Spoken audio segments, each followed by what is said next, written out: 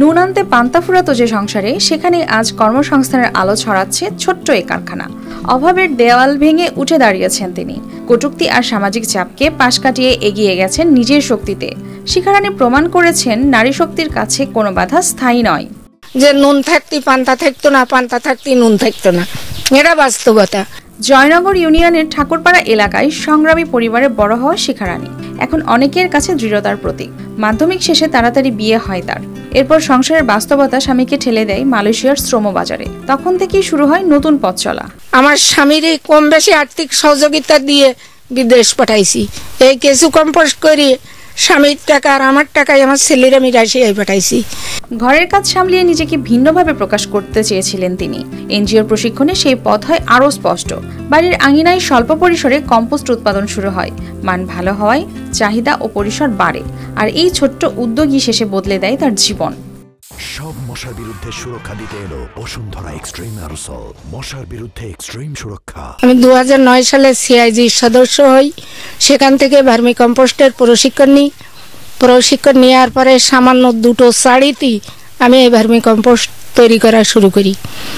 আর আপনারা সবাই জানেন সেই সময়টা পুরুষতান্ত্রিক সমাজে নারীর নেতৃত্ব বড়ই কঠিন, আর এই কঠিন থেকে আরও কঠিন। তাই সেই কিছু পার করি আজকে আমি একজন।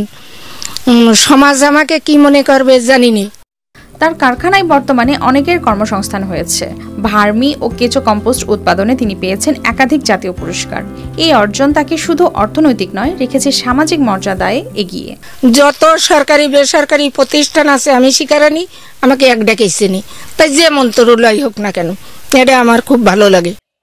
স্থানীয়দের মতে শিখারানীর কারখানা তাদের এলাকায় নতুন কর্মসংস্থানের সুযোগ তৈরি করেছে।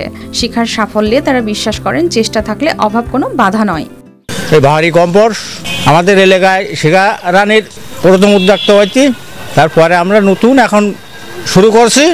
আমরা শিখারানীর উদ্যোগে আমরা 15-20 জন আমরা এই পরিকল্পনা বাস্তবায়ন করেছি।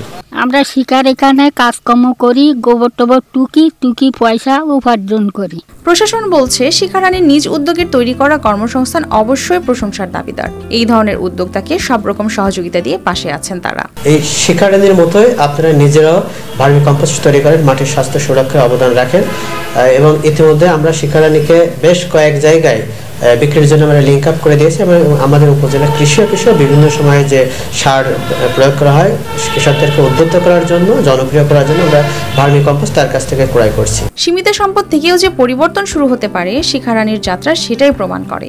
এই গল্প শুধু একজন নারীর নয়, এটি গ্রামীণ উদ্যোগে শক্তিশালী হওয়ার একটি স্পষ্ট উদাহরণ।